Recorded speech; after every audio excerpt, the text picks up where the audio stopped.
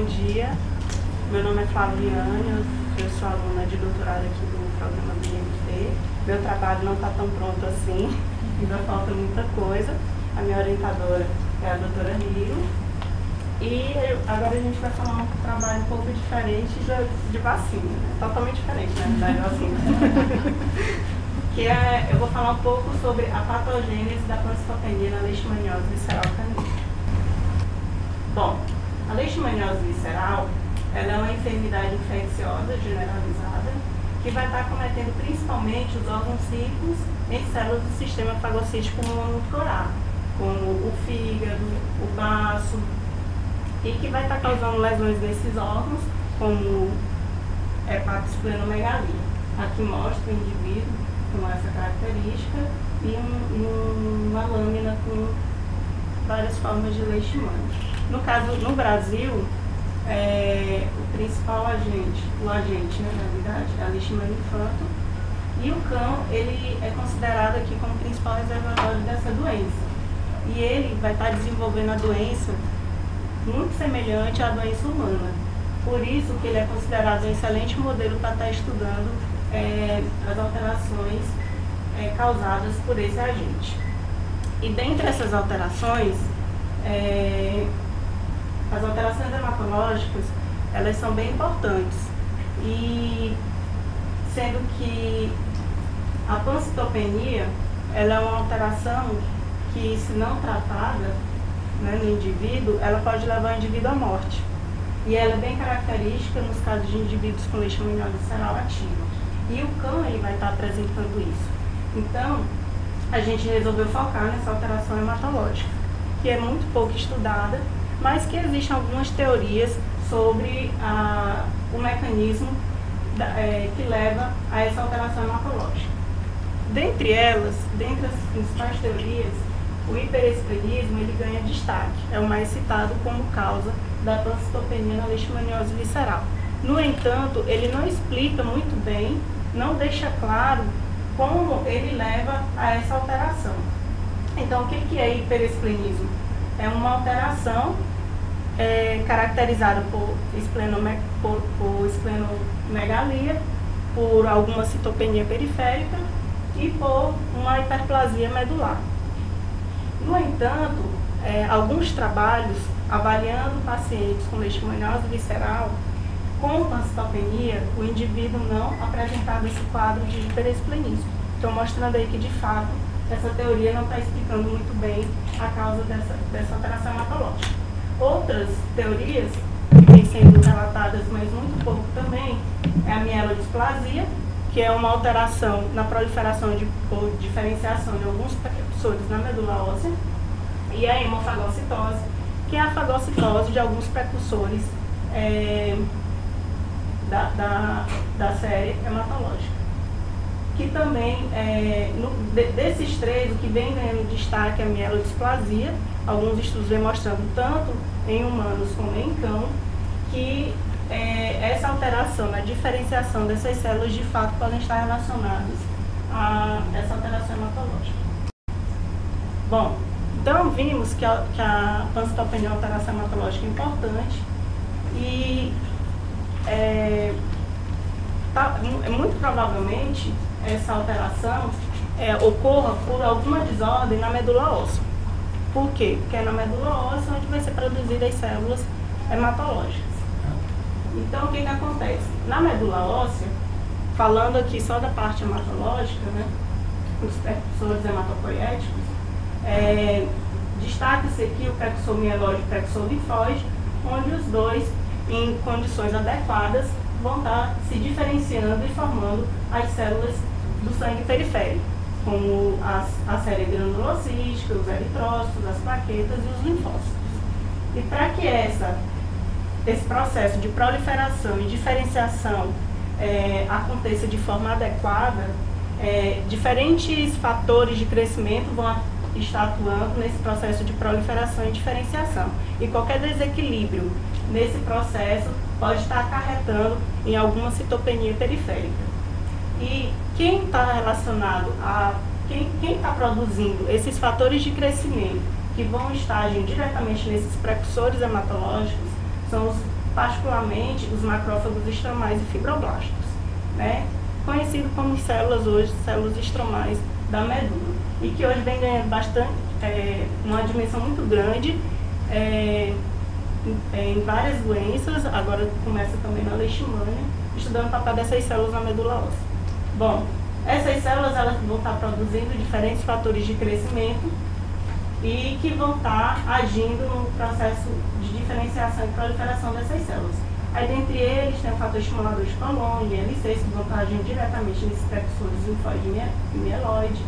E nas séries mais maduras, tem os fatores estimuladores de colônia de monócito, granulócito, L3, eritropoietina, trombopoietina, estimuladores de monócitos e linfócitos, que vão estar ajudando a manter essa proliferação e diferenciação de forma adequada.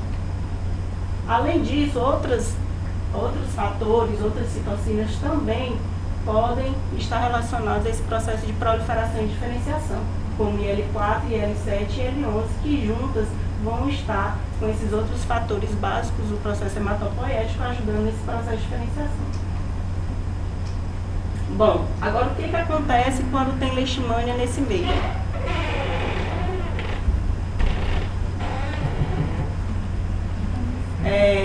O processo de infecção por leishmania, o que ela provoca nesse ambiente ainda não está muito claro. Que tipo de mecanismo, que tipo de alteração ocorre nesses fatores de crescimento nessas células que possam estar levando a essas alterações hematológicas. Bom, como eu falei anteriormente, a mielodisplasia é uma das teorias discutidas e que levam a essas alterações na proliferação e diferenciação dessas células. E no caso da leishmaniose visceral, alguns trabalhos vêm demonstrando que essa alteração vai acontecer por conta de um aumento de TNF-alfa e interferon gama nesses indivíduos. Outros trabalhos vêm estudando também esses fatores de crescimento, como o GNCSF e o TNF-alfa, que também relatam que alterações nos macrófagos estromais e o aumento deles está relacionado ao aumento desses fatores de crescimento. Outro relato na literatura é com relação à hipercelularidade, que é vista na medula óssea, e que essa alteração pode estar relacionada a um aumento de L3. Bom, diante disso, desses diferentes fatores de crescimento e dessas teorias que ainda não explicam de fato o que acontece com as alterações hematológicas, a gente passou a focar no papel de IGF-1, que também é um fator de crescimento e que ele também é importante na hematopoiese. Alguns trabalhos vêm demonstrando que ele vai estar lá estimulando precursores mieloides e eritróides, bem como agindo na diferenciação de macrófagos, tanto in vitro como in vivo. E diante da importância de IGF na leishmaniose visceral, o grupo da doutora Hiro, que vem trabalhando em cima disso, já viu em pacientes com leishmaniose visceral ativa que as concentrações séricas desse IGF-1 é bem menor em relação ao controle. E vimos também em cães com leishmaniose visceral que esses níveis séricos estavam diminuídos. Assim, a gente levantou a hipótese de que a diminuição de IGF-1 pode estar relacionada a quadro pancitopênico. E focamos também nisso porque, se a gente constatar que IGF-1 realmente é um fator de crescimento que esteja relacionado diretamente à alteração que leva à pancitopenia, ele é um fator que já é usado clinicamente, um fator de crescimento que é usado clinicamente. Então, a gente constatando a importância dele e a ação direta que ele tem nessas células, a gente pode estar usando isso clinicamente para ajudar no tratamento dos pacientes com LD. Bom, assim, o objetivo geral foi caracterizar as alterações medulares de cães com leishmaniose visceral e avaliar a expressão de IGF-1 na medula óssea desses animais. Bom, nós selecionamos animais com leishmaniose visceral de área endêmica, no caso de Teresina, onde nós selecionamos esses cães com leishmaniose visceral. Fizemos uma avaliação clínica, exames laboratoriais, tanto para diagnóstico de leishmaniose visceral, nesse caso, a gente usou o parasitológico, que é o padrão ouro para o diagnóstico, e realizamos exames laboratoriais, como o hemograma, vamos fazer dosagem de IGF, e além disso, nós realizamos um mielograma para ver as alterações medulares e biópsia desses animais. Inicialmente, a gente não fez biópsias nesses animais, mas depois, depois da minha qualificação, a banca sugeriu fazer biópsia, porque na realidade a gente achava a biópsia um método mais invasivo. E então, aí passamos a fazer biópsia de alguns animais e dessa medula óssea também avaliamos IGF-1 e IL-7. E aí estamos padronizando outros fatores de crescimento. Bom, nós conseguimos 48 animais positivos no parasitológico. Tivemos que fazer o diagnóstico diferencial para a Ehrlichia canis, porque é uma doença que também causa alterações hematológicas. E quando fizemos esse diagnóstico diferencial, obtivemos um N de 13 animais. Aqui o diagnóstico diferencial foi inicialmente por PCR e depois fizemos imunofluorescência para a Ehrlichia canis. Do exame clínico, a linfadenopatia e emagrecimento foram os achados mais influentes.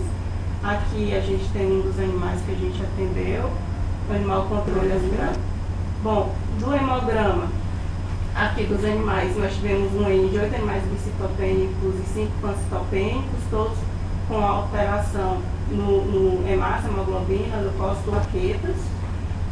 Depois avaliamos a densidade parasitária desses animais com PCR em tempo real.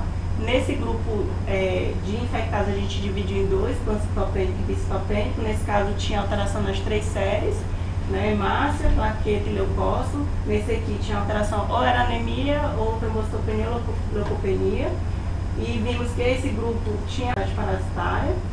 Depois fomos avaliar pelo mielograma as alterações morfológicas das células da medula e vimos que boa parte desses animais apresentavam uma disfunção, tanto na série granulocítica, né, a caracterizada por desgranulopoiese, na megacariocística, na série eritroide e algumas características como mitose atípica, que indicam alterações na maturação dos precursores hematopoéticos. Bom, aí nesse hemograma a gente viu que a relação mieloide e eritroide, tanto nos cães com pancitopenia e bicitopenia, era bem maior em relação ao controle. Nesse caso, podendo ser indicativo de hipoplasia eritroide.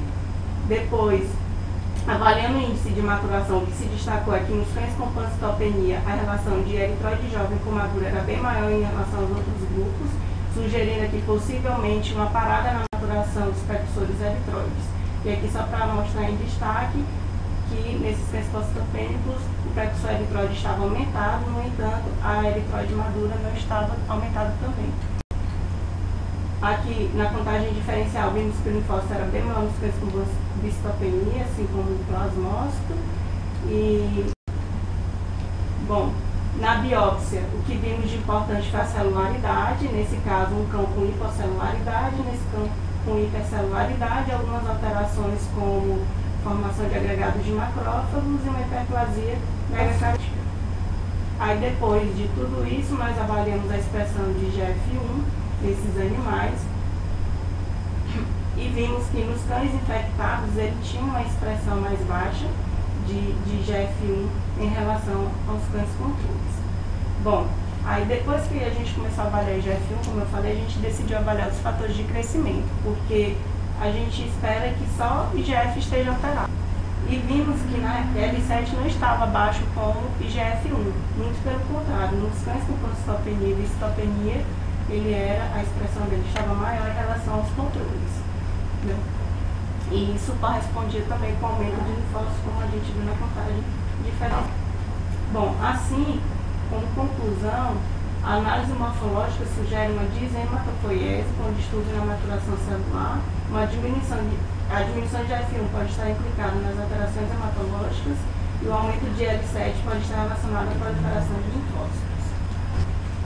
Bom, o trabalho tem colaboração com o Banco Federal do Piauí, com o grupo do professor Assis e o pessoal daqui da veterinária também, que ajuda a gente na parte da biópsia e do mielograma.